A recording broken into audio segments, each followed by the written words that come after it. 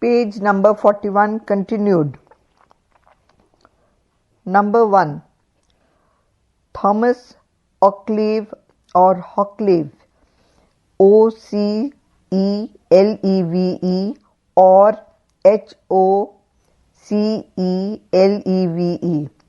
1370 to 1450. A consistent follower of Chaucer, Occleve represented himself as the stupid scholar of an excellent master. My dear master, God his sonic Kate, and Father Chaucer, fain would have me taught, but I was dull and learned lit or not. Occleve was a satirist and moralist, but his most refreshing contribution to English poetry is the addition of the autobiographical touch. A.C. Ward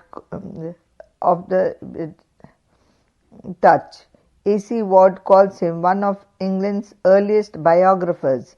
His main autobiographical work is La Mal Regale de Occleve, which is of the nature of a confession. The poet describes how debauched he was as a young man when he used to visit the taverns in Westminster. He gives some vivid pictures of the London of those times. His chief work as a poet, however, is his verse translation of Chaucer's rhymed royal of Aegidius de Regime Principum, that is, regimen of princes, written for the guidance of Prince Henry, who later became King Henry V. In his tone of earnest didacticism, Occleve is nearer moral goer than his acknowledged master Chaucer. Number 2. John Lydgate, 1370 to 1449. He is the dullest and most voluminous of English Chaucerians. Compton Rickett suggests that Occleve's confessional words, "But I was dull," could have been uttered by Lydgate also, and we may suggest with greater appropriateness. He follows mostly the tradition of allegorical and dream poetry we have already referred to. His poetic extent runs to more than 30,000 lines. We wonder why he was not noticed by Pope among his dullards in the Dunciad. He has no ear for music and violates egregiously, egregiously,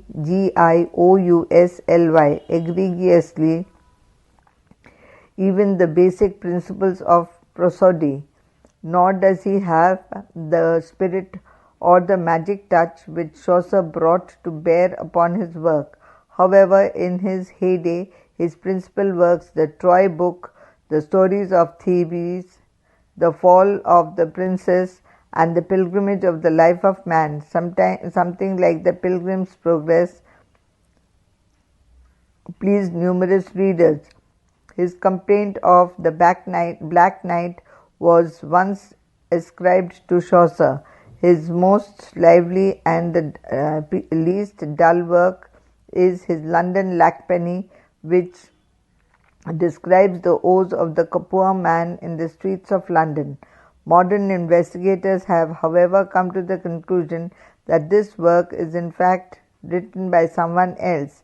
Lydgate was a Benedictine monk of no mean learning, but learning is no substitute for real poetry. Lydgate pertinently questions whether this Benedictine ever had time to lift his eyes from his books and papers and look at nature. Number 3. Stephen Hawes, Hawes, Hawes, 1475 to 1525. He belongs to a later generation Dan Lydgate and Occleve. A.C. Ward observes about him: he looked upon himself as a follower of Chaucer, though he was in fact a belated medievalist, using verse as a medium for ceremonial allegories, uneasily wedded to a chivalrous romance. He had a wonderful memory and could recite the works of many poets. He admired Lydgate too, and referred to him as my master. His most important work was the Pastime of Pleasure, or the history of Grand Amour and La Belle Pucelle, which appeared at the end of the 15th or the beginning of the 16th century. It is end of page 41, now page 42. It is a Chaucerian more in prosody than in spirit or content. Hawes uses, no doubt, rhyme, royal and decasyllabic couplets, but his avowed intention is the training of a perfect knight and lover with the help of the narration of his allegorical struggles with giants and monsters. Spenser, as Ward avers, was definitely indebted to Stephen Hawes, for it is evident that the poetic queen, Queene, Queen, does perfectly what Hawes had tried but ponderously failed to do. On the other hand, it is no longer seriously held that Hawes' pastime of pleasure was vitally influential in the making of Spenser's masterpiece. Number 4. Alexander Barclay, 1474 to 1552. He is best known for his translation of the work of the German poet Sebastian Brandt, which he entitled The Ship of Fools. The translation was not direct, but through the medium of a Latin and a French translation. He describes the various personified vices which make voyage in a ship. He satirizes the vices of the clergy and the layman alike, but his keenest desire is reserved for the vice of usury. Barclay's name is also notable in the history of English literature for his introduction of a new genre, eclogue. Eclogue.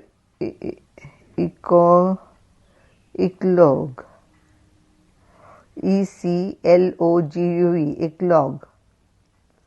He wrote some 5 eclogues, but he followed not Virgil but Mantuanus.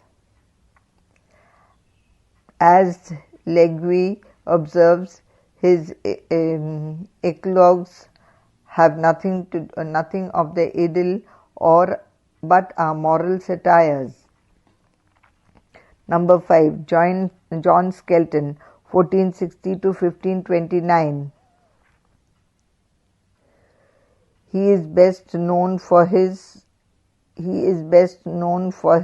coarse and pungent satires, which put one in mind more of Langland than Chaucer.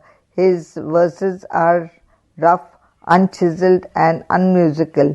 He himself wrote, Though my time be ragged, tattered, and jagged, truly rain-beaten, rusty, and moth-eaten, if ye have taken well therewith, it hath in it some pith. This pith is generally lively and modern satire, which has for its target very often the clergy. He is perhaps the only Chaucerian who experimented with new prosodic measures. He was a great scholar, but had, like Samuel Scholar Butler, a keen taste for the grotesqueries. In Colin Cloud, he lashed the vices of the clergy. It moved clergy in why come ye not to court. He displayed great enough to attack the all-powerful Wolsey. The Bouge of the court is an allegorical satire on the kind of the ship of fools. It is couched in rhyme royal of Chaucer's invitation. The Bouge of court is an allegorical satire of the kind of the ship of fools. It is couched in rhyme royal of Chaucer's invention. Scottish Chaucerians. It is a pleasure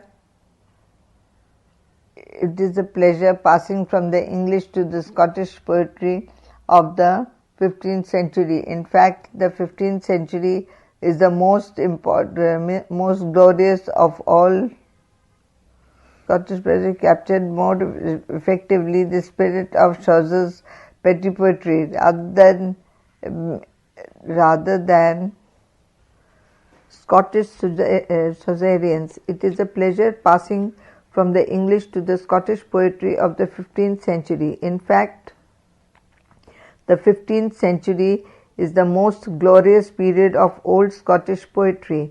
Scottish Chaucerians captured more effectively the spirit of Chaucer's poetry than their English counterparts, and what is still more creditable, they exhibited a keener sense of originality in their works. Their poetry is not retrogressive but progressive.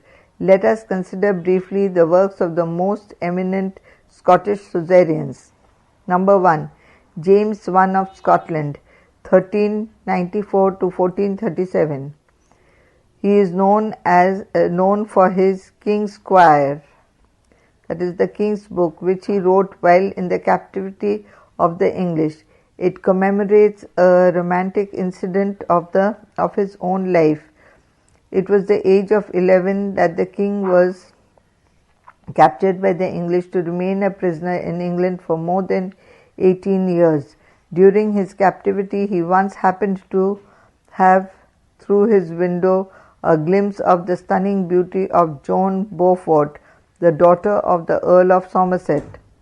On his release in 1424, he was married to her. In his poem, he narrates the story of his love, sincerely no doubt, but not with the dramatic realism of Chaucer. He mixes much allegory with reality, and then there is the dream, after Chaucer's House of Fame, in which he is wafted to the palace of Venus and counselled by Minerva. James uses the pentameter stanza of 7 lines with the rhyme scheme AB, AB, B, C, C, which Chaucer first employed in his Troilus and Cressida. As James I, a king, had also used it, it came to be known as the rhyme royal. Number 2. Robert Henryson, 1425 to 1500. He is best known for his Testament of Cressida, in which he recasts the conclusion of Chaucer's Troilus and Cressida. In Chaucer's poem, Cressida betrays Troilus for Diomed, and Troilus dies heartbroken. Henryson keeps Troilus alive and makes Diomed betray the inconstant Cressida, who is struck by leprosy and goes about begging. Troilus accidentally comes across her and, without recognizing her, gives her alms, but Cressida knows who he is, and after he is gone falls to the ground, but before dying writes her will, bequeathing a ring to Troilus, who later erects a tomb of marble grey above her grave. End of page 42, now page 43. Henryson's poem is written in the same measure, rhyme royal, as Chaucer's, and shows the same correctness and musical quality as Chaucer's poem. His other important work comprises some 13 Aesopian fables and a version of the Greek legend of Orpheus and Eurydice.